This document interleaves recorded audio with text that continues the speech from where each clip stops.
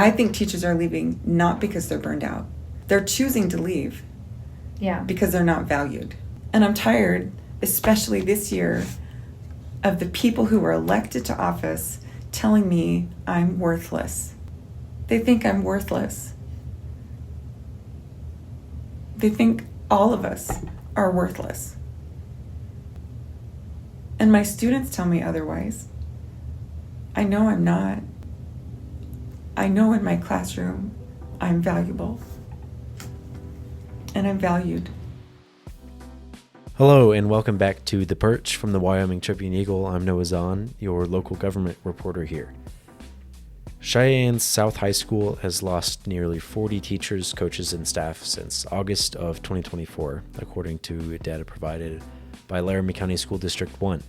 And across the whole district, 115 certified staff have left in the same time frame, which includes teachers, according to District Superintendent Stephen Newton.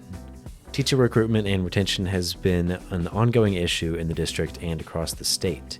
This week, our state government reporter Hannah Shields spoke with South High School teachers Dan Marcum and Tascha Burton about what's contributing to teacher burnout in the classroom. Here's what they had to say with clips from Hannah's interview with Dan first, followed by her conversation with Tascha. How long have you been a teacher at South High? Well, this would be my, let me do the math real quick. I think that this will be my 10th year, but over two different times. Okay. So I started at, I think, 2013, left in 2017 to go to South America to teach for a couple of years, and then I returned, and then I've been there since 2019. So I think that makes about 10 years. So I'll be starting my 11th year next year. One thing I wanted to ask you too, so I know you're a math teacher. Obviously the reason why we're here is to talk about the resignations that are happening at South High School.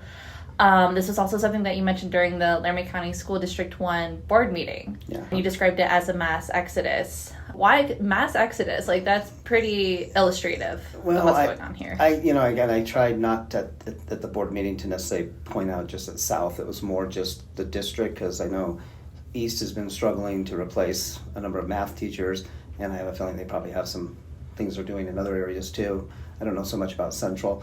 But yeah, we've had way more than I think is healthy for a school. We'll have a lot of transition. It's normal to have new teachers come in. There's teachers who retire. We've had a number of teachers that are going to retire this year. But then we've had some teachers leave during the year, and then we also have a number of teachers that are not returning. So it's significant. Yeah. I mean, I understand recruiting and retaining teachers has been an issue in Laramie County 1 for a while. It's been an issue in the state and also across the nation. Right. Is this an issue that you see that is growing? And would you say last year, for example, is kind of like, is it just getting worse? Is it about the same? Yeah, I think I would say it's getting worse. I'd say probably depends on where you're at. I think it's a national trend. It's getting harder and harder for people to want to go to the classroom. I mean, the nature of education has changed tremendously in the 40 years that I've been in the classroom. Technology is bringing obviously a lot of changes. You're just not prepared. The overall classroom dynamic has changed a bit with all the things that our young people are being exposed to, and what they're, the way they're approaching education now. I think most young teachers who are coming in, they've been pretty well trained to teach their content area, but then you find out pretty quick that you're up against, there's behavior issues that, kids are bringing. Class sizes contribute to that. If it's one or two students, it's okay, but when you begin to have 3 or 4 or 5 students in a classroom that are, not necessarily there for the education, your challenge as a teacher to figure out how you're going to manage that at the same time getting to all the students who are maybe there that actually want to learn something. Another thing I wanted to ask you about too is we have seen some action from the state that does impact teachers in the classroom. The two that come to mind, first is the new gun policy that the state passed, lifting gun-free zones, and so now school districts across the state are working on creating their own policies regarding like maybe training policies around that for their own school districts, because that does go into effect July 1st. Right. Last year, the state also passed a parental rights bill that talks about basically involving parents more in like the well-being of their kids, how they're doing in the class, and that parental notification. I was curious, have there been like any bills passed by the state that has also maybe contributed to teacher burnout or just made teachers' jobs harder in the classroom? Yeah, I would say both of those that you just mentioned have caused, I think, a stress point for a lot of teachers, because I'm a parent too. I'm not just a classroom teacher. I'm a parent, and I've never felt that my rights as a parent have been stepped on by school ever. And there's also, when you have rights, you have responsibilities too. And I believe that sometimes a lot of our parents are not as actively involved, and especially at the high school level, because, teenagers are hard. It's hard to raise teenagers. The emphasis should be that for high school parents particularly, your role is even more important. And I would say that we have a lot of parents, particularly in our South Triad. I can't address, the other triads, where we have a lot of parents who seem somewhat indifferent or just not sure how to get involved. And over my years working at South, I constantly talk to our administration, and that's our biggest issue, is to try to get more of our parents to understand, what role they play in all of this, because I think absenteeism, that's on a family. And so the gun issue, that's huge.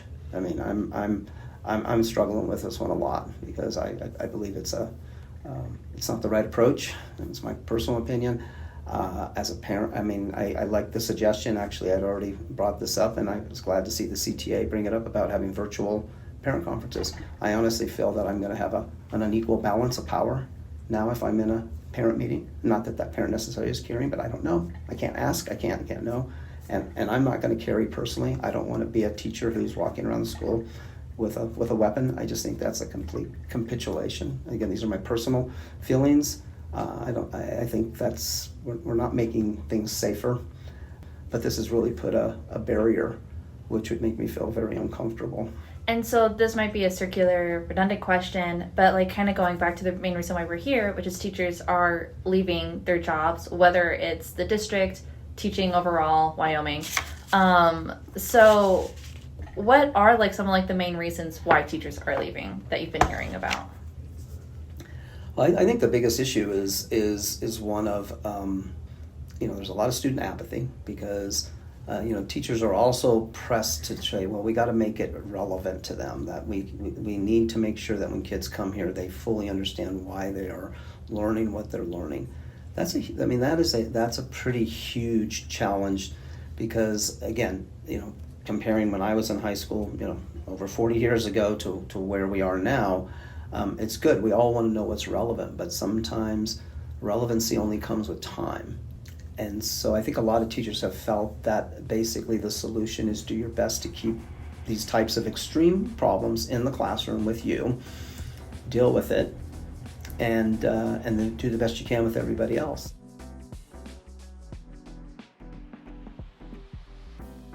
So tell me a little bit, obviously we're here to talk about the resignations that have been happening at South High. Dan Marcum, he spoke at the LCSD1 board meeting, and he spoke to like the exodus from LCSD1 in general, the teachers leaving their positions among other support staff. One thing I was asking is like, what are some of the biggest challenges that our teachers are facing in the classroom, would you say? Well, I think in any classroom, not at South High, but in our whole state, by the actions of the legislature in the most recent session and the year before, it seems that they do not support public education. That's the thing that makes me want to leave teaching. We haven't, in our district, we haven't had a good raise in 20 years. 2 years ago, the raise was about $158 a month for me, but my mortgage went up $154 because of taxes and the insurance. So it didn't really feel like a raise, because it's not much of a raise when we think about the increase of all the other costs.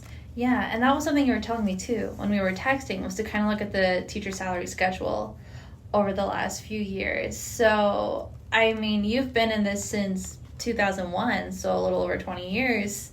How would you describe like your raises since then? Have they been like pretty minimal, stagnant? In 2005, my second year in the district, I think it was about a $10,000 raise. It was huge. Okay. It was amazing. And after that, they've been really small amounts. The raises I've given myself. I have 2 master's degrees. Okay. And so that increases our pay. I know that this summer our health insurance costs are going up in July, but our raise doesn't come into effect until September. I don't even know if our raise is going to cover the increase of our health insurance. So teacher raises have just like not been that substantial. Yeah. In recent years. In 20 years. In 20 years. And I mean, like, that is an issue in regards of like recruiting and retaining teachers. From year, 22 to year 23, I think it's around $600 for the year. So $600 divided by 24 paychecks isn't much of a thank you for staying another year. Another thing that you had mentioned too was some of the legislative action that's been taking place over the last couple of sessions. I understand last year lawmakers passed a bill that would expand parental rights, which, speaking with another lawmaker, he said it actually didn't do much to change parental rights that already exist, but it could have created like maybe a burden on school districts in regards of notifying parents of their child's well-being. So I was wondering if you could tell me specifically what is some of the legislative action that's happened that's like maybe burdened teachers in the classroom. Well, the parental right one is, I'm a parent too. I've raised 5 children. I have a 7th grader. But I could no longer hand a Band-Aid to my student in class. Because if I hand the Band-Aid to you because you got a paper cut, then I have to contact your parents, which feels pretty silly because I have other things to do in the classroom, like teach your kids. I've had students write essays and come out to me before, and if a student did that knowing that would be safe with me, I'm grateful that they trust me, and maybe they've come out to their parents, maybe they haven't, I don't always know. But under the new law, if a child said that to me through an essay or just because we were having a conversation, my understanding of that law is that I would have to contact their parents, and that doesn't seem fair to have someone trust me and then feel like I'm betraying their trust. Yeah. Another big one that's bothered me is that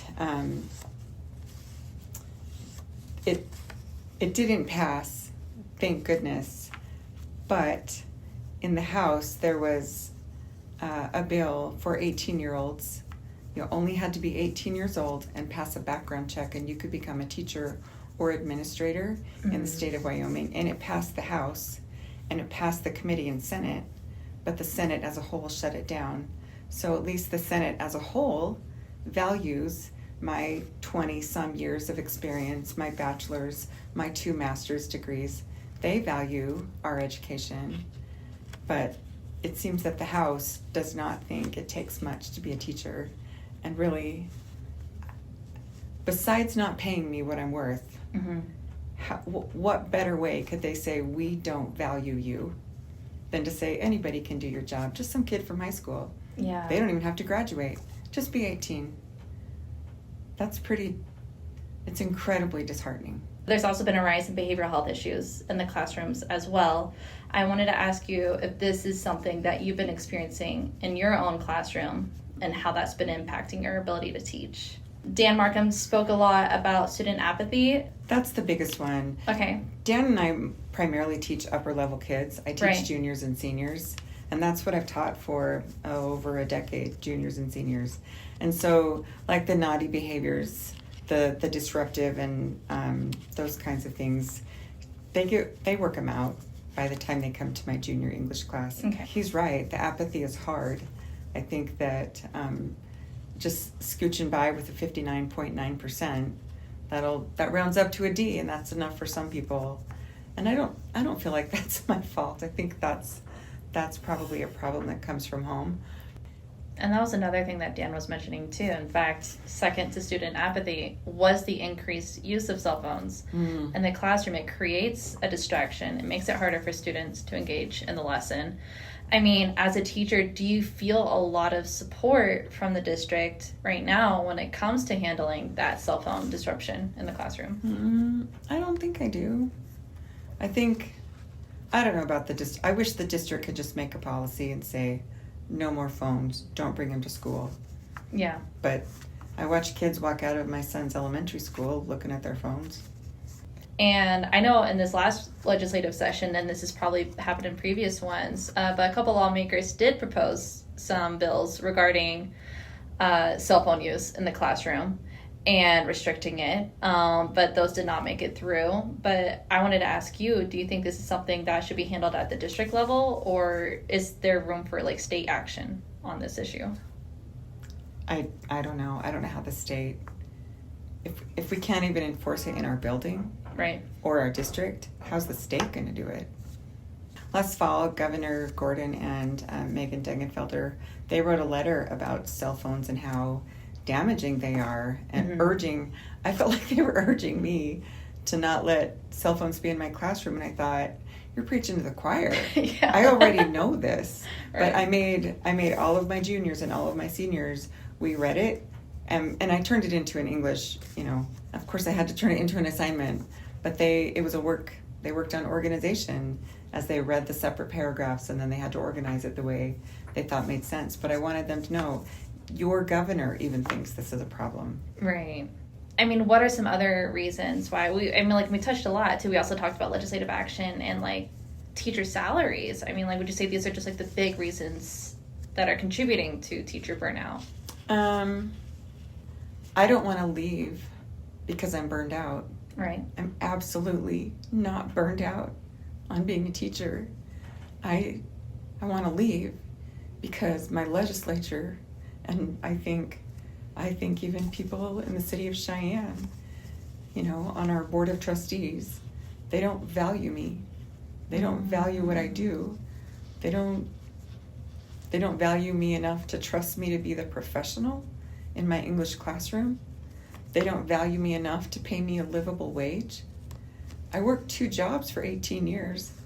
I taught at the college 2 nights a week for 18 years. I taught on the base for the college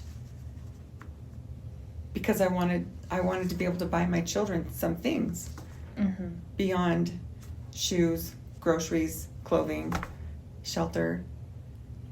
But I'm not burned out at all. Yeah. When I think about leaving, and I did think this spring about applying for a job, I was ready to make a resume, and then I went to a soccer game and I left just crying because I'm not ready to leave my students. And I love my colleagues. I think the legislature wants to get rid of public education. I don't know, but that's what their actions show me. The $7,000 provided to parents who either want to homeschool or send their kids to private school. They want me to pay my taxes, but they're going to use my taxes instead of, funding public education. They want to fund people who want to educate in their home, or they want to fund people who want to send their kids to private schools. And the message in that is, we don't value you as a public educator. Yeah. I think that last year, Governor Gordon signed no, but the concealed carry being allowed in public schools, I don't ever want to go to a parent-teacher conference again. I don't even really want to go to a sporting event at my school or anywhere in the state because I've watched crazy parents. Yeah. And if our legislators think, they should be able to conceal carry, that's terrifying to me because they don't value me. Yeah. I think teachers are leaving not because they're burned out. Okay. They're choosing to leave. Yeah. Because they're not valued. Yeah. I love teaching. I love spending 5 days of my week, 9 months of my year in a room full of kids. Yeah. I'm not burned out. I love it. I just am tired of struggling financially, and I don't live extravagantly. And I'm tired, especially this year, of the people who were elected to office telling me I'm worthless. They think I'm worthless. They think all of us are worthless. And my students tell me otherwise. I know I'm not. I know in my classroom I'm valuable. And I'm valued. What are some solutions or remedies that could happen at the district level? Like if you could have that conversation and ask them, hey, I'm not feeling valued, what would value look like? Trusting me, trusting that I'm the professional. I'm the one who's gone to school to teach English. I'm the one with a master's in education. I'm the one with a master's in English. Trust me to teach English in my classroom. Obviously, some of this legislation has already been passed. Some of these things have already been, put forward in motion. But if you could have that moment with state lawmakers and be like, this is what I need to see from you guys to feel supported, how would you see that conversation going? What would you say to them? Well, first of all, I don't think most state lawmakers would listen. I don't think they'd listen to me. I think they're too worried about staying in office and pushing their agenda. And they already don't value me. They're not going to hear my voice. And that's a tricky situation, to feel like you're voted into office to represent those people. But how do you represent so many people with so many different ideas? The other reason I don't want to leave education this year, I don't want to leave feeling this bitter. Because as I've said, I'm not burned out. I just want to be valued. Yeah. That was our state government reporter Hannah Shields speaking first with South High School teacher Dan Marcum, followed by another South High School teacher, Tascha Burton. Now, here's our arts and entertainment reporter, Taylor Staples, to bring us a quick recap of some of the upcoming events in Cheyenne and Laramie County this week. Today, June 13th, there is a Gamers Unite event from 2 to 4 p.m. at the library, as well as a Tween After Hours Nerf Night event from 4:30 to 6 p.m. and 5:30 to 7:15 p.m. also at the library.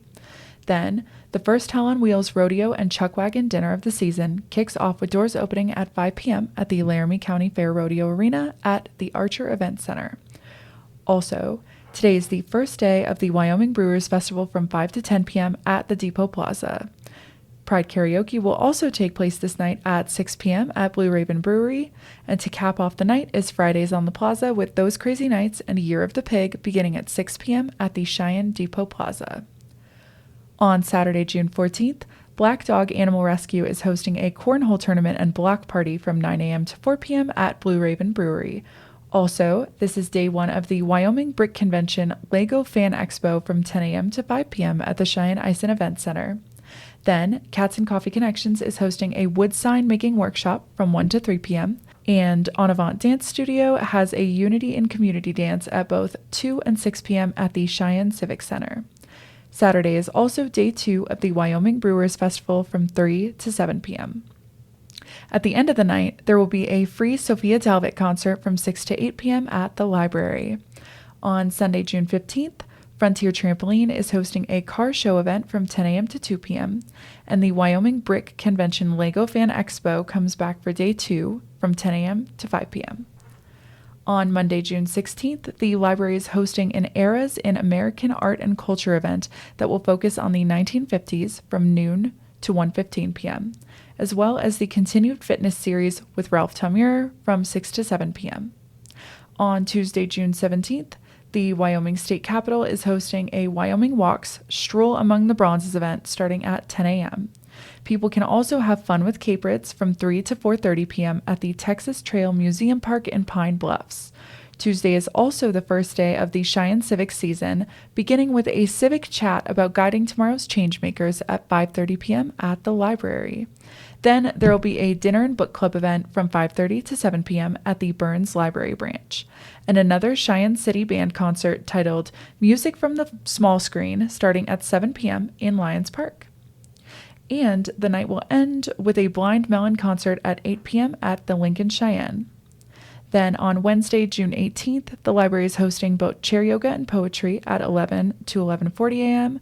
and the monthly Volunteens meeting from 2 to 4 p.m., as well as a Cuentos y Amigos Spanish story time from 6 to 7 and a hands-only CPR training also from 6 to 7 for adults. Then a summer solstice movie night will commence from 6:30 to 8:30 p.m. at Whispering Chase. And finally, on Thursday, June 19th, or Juneteenth, The second Civic Season event will be held called A Slice of History, Unity in Action at 6:30 p.m. at the Wyoming State Museum. For more events, go to wyomingnews.com. And before we close out today, I'll bring you a quick roundup of some of our top stories and headlines from the past week. Some deputies with the Laramie County Sheriff's Office will now be authorized to interrogate and process suspected undocumented immigrants per an Immigration and Customs Enforcement, or ICE, jail enforcement agreement. A local man who allegedly stabbed his uncle and attempted to stab his pregnant girlfriend before fleeing the scene of a car crash is being held in the Laramie County Jail on a $100,000 cash bond. Several new restaurants have recently opened or are set to open soon in Cheyenne, including a new chicken shop, a ramen shop, a sub shop, and a coffee shop. And at the same time, a candy store that has operated out of the mall for decades has recently closed. And finally, there is a new commander of the 90th Air Force at F.E. Warren Air Force Base in Cheyenne. Colonel Terrence Holmes took over for Colonel Johnny Galbert in a change of command ceremony on Thursday morning. That's all for this week's episode of The Perch. Thank you for tuning in, and be sure to check back next Friday for more.